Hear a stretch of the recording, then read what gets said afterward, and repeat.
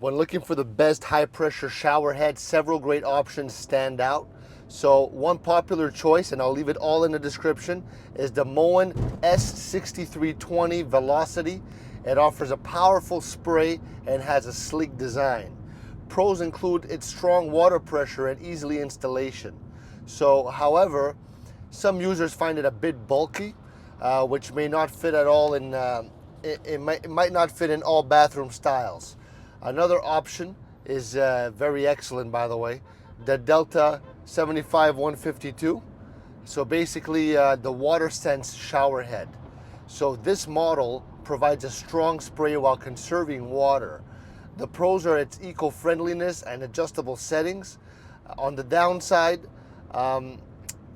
some users report that the spray can be too forceful for sensitive skin.